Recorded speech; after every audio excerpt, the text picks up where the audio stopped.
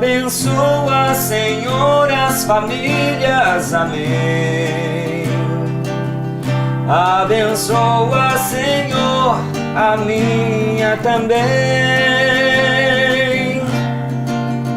Abençoa, Senhor, as famílias, amém. Abençoa, Senhor, a minha também. E a minha família é a sua, porque a igreja sempre tem como sua o povo de Deus, a família que se constitui em cada casa do nosso bom povo de Deus. E nós rogamos as bênçãos de Deus, nosso Senhor, sobre você e sobre toda a sua família. E nós estávamos aqui no bloco anterior conversando com o padre Genivaldo sobre uma caminhada que a gente vem fazendo, a importância da família, né, padre? Com certeza, né? Então a pastoral familiar de Montes Claros, Padre Jairo, os nossos irmãos e irmãs que estão aí nas suas casas, tem toda uma proposta, né? E a proposta é o quê, né? É de ir tomando consciência daquilo que é o nosso papel transformador dentro dessa caminhada de cuidado com a família. É tanto que no mês de fevereiro, né, nós tivemos esse primeiro pontapé, que foi o quê? A Assembleia Arquidiocesana da Pastoral Familiar. Quando o senhor esteve aqui no programa, nossa entrevista foi anterior, né? Foi anterior. Anterior à sim, Assembleia. foi anterior à Assembleia, que foi o ano passado, né? Então, assim, a Assembleia agora aconteceu em fevereiro, meados de fevereiro. Então, e a proposta da Assembleia era um pouco essa, né? A Pastoral Familiar à luz da Amoris Laetitia, a exortação apostólica do Papa Francisco, que trata exclusivamente sobre o valor da família. E o lema era o quê? Paróquia, família de famílias. Qual que era o intuito nosso, enquanto pastoral familiar arquidiocesana?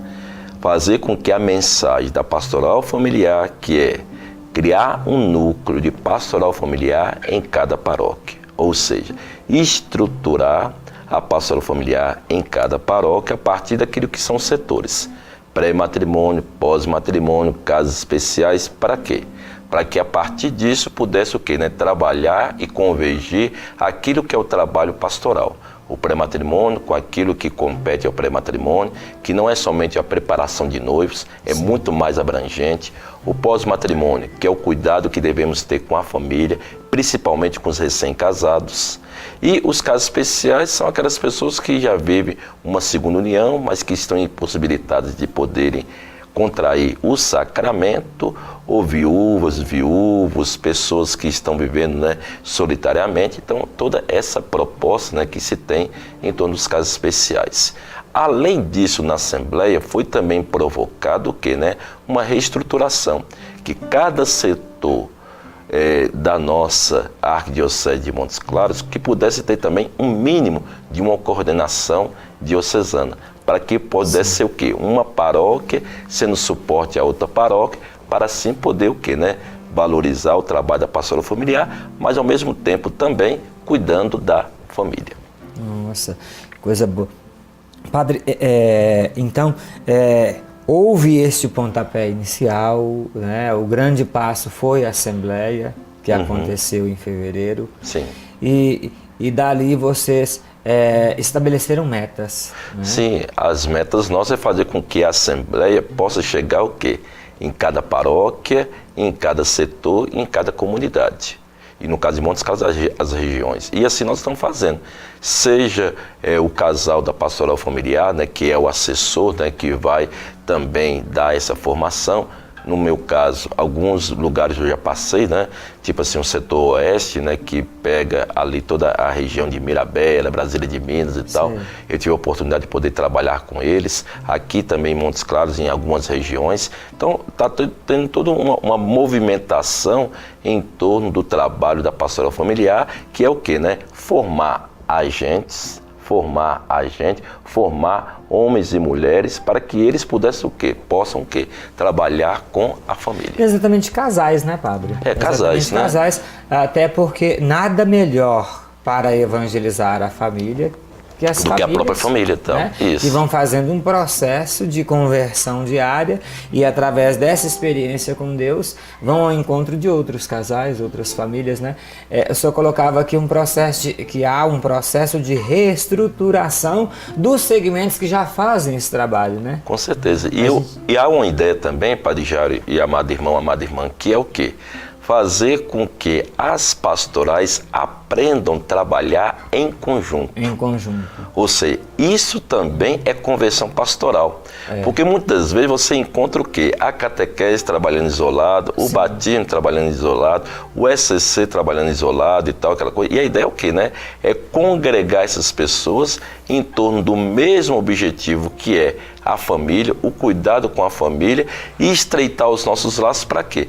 Para poder atingir aquelas famílias, seja as que estão dentro da igreja, como também aquelas que estão afastadas, que estão distantes e que precisam profundamente receber essa palavra de vida, essa palavra de amor, essa palavra de confiança e acolhimento dentro do seio da igreja. Eu costumo dizer, padre, e é importante que você que nos acompanha no programa compreenda isso.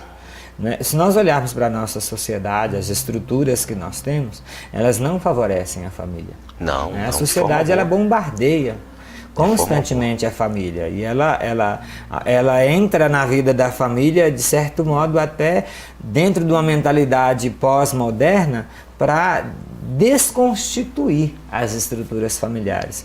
E dentro da igreja, o que a gente percebe é nós não temos outro lugar que não a igreja que favoreça de fato o relacionamento, o diálogo, né? a relação harmoniosa dentro das nossas casas. Isso eu acho interessante. Eu gosto muito da fala de Pedro, né? Quando a gente tem problemas familiares e às vezes a gente não busca Deus, não tem uma participação na comunidade e às vezes a gente fica lamentando dos problemas que tem, né? Com certeza. Mas olhemos no mundo, olhemos à nossa volta, a gente vai ver que o mundo não tem dado respostas à família assim. Mas quando você vai para o espaço religioso, quando você vai para a participação na comunidade, você vê um esforço por encontrar pelo menos um caminho mais acertado a ser seguido e pelo menos há um esforço de dar respostas às perguntas que os nossos dias faz. E são perguntas que abalam as famílias, que desestruturam as famílias. Aí por isso que eu falava de Pedro, que eu me lembro muito de Pedro, né? Olhando para o mundo e olhando para a igreja, eu penso assim, padre, se não for na igreja, se não for na relação com Deus, no contato com a Sagrada Escritura, na celebração da Eucaristia, buscando na vida da igreja um crescimento no relacionamento familiar, aonde iremos nós? Né? Porque o mundo não tem palavras, o tempo presente não tem palavras que nos deem segurança. A palavra de Deus nos dá segurança pela relação. Sim, a palavra de Deus sempre vai ser inspiração para a vida do cristão. A palavra de Deus ela tem que ser acolhida, assimilada em nossa vida e nos dar resposta para as nossas angústias dos tempos atuais. Ela vai ser sempre a inspiração para a vida do cristão, para a vida daquele que é discípulo e missionário de Jesus. Que a gente possa ter consciência disso. Novamente nós vamos para um breve intervalo, retornaremos no nosso bloco. Traga o seu copo com água para junto da TV, por favor.